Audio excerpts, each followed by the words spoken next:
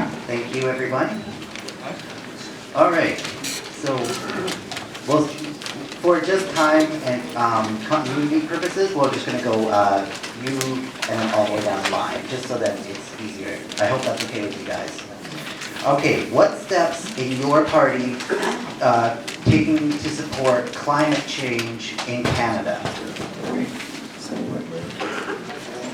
Well, basically, Canada's conservatives believe in technology, not taxes. We don't believe a carbon tax, a federal carbon tax, because it makes virtually no contribution to the global fight against climate change. It only makes life more expensive for ordinary Canadians and small businesses. We should all be concerned about the kind of planet we want to leave for future generations. We have a real plan to protect our environment, and it's built on 3 guiding principles. Green technology, not taxes, a cleaner and greener natural environment, and taking the climate fight global.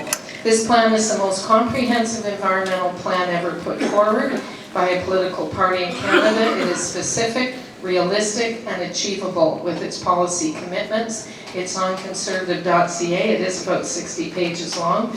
Under the Conservative plan, it will not be free to pollute. There will be no sweetheart deals for anybody. Rather than paying a tax to the government, heavy emitters will be required to invest in technology that will lower emissions. We can actually create more jobs in Canada through technological growth.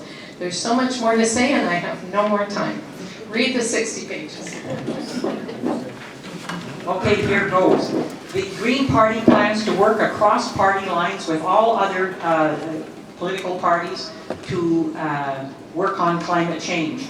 The first thing we're going to do is set stricter targets. We have to reduce the greenhouse gases by 60% by 2030, and we have a plan to do it.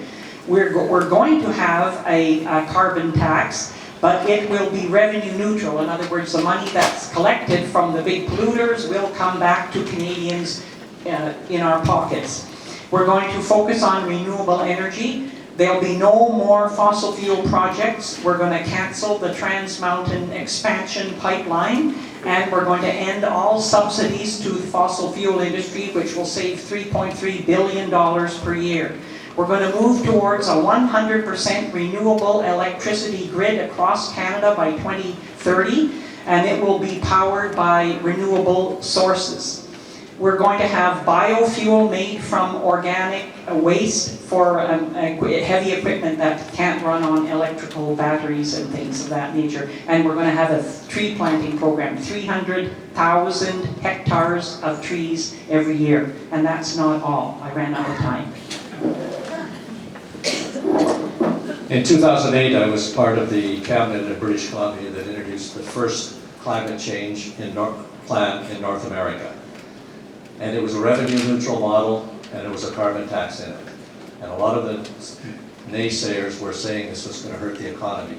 The economy was going to slow down, and that didn't happen.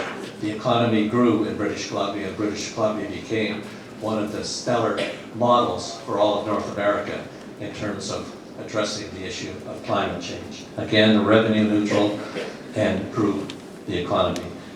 We are abiding by the Paris Accord in terms of being able to address the greenhouse gas by 2030, reducing by 60%, and by 2050 getting to a net zero. And carbon tax is the only way we're going to be able to achieve that. The experiences in Australia have proven that over and over again, where they had a carbon tax and the greenhouse gases were reduced, they took it off, and they increased dramatically. They put it back on and it changed again. If we want to have a climate and a world for our children and our grandchildren, we're going to have to take action to respond to that need.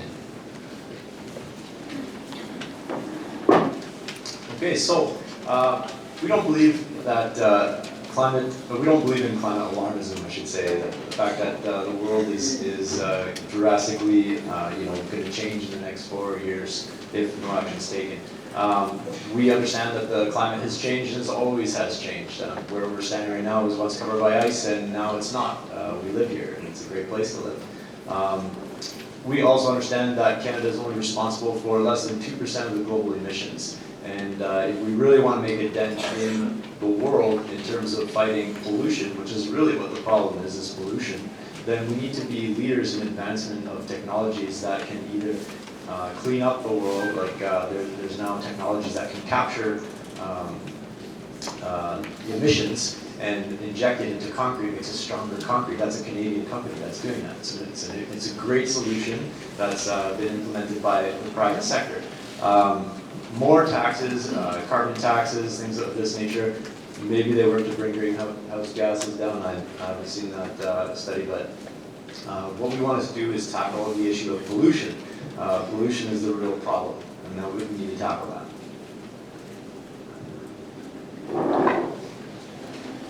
You might see a bit of a contrast between myself and my colleague here, Joel. Yeah, we actually believe both in technology and taxes.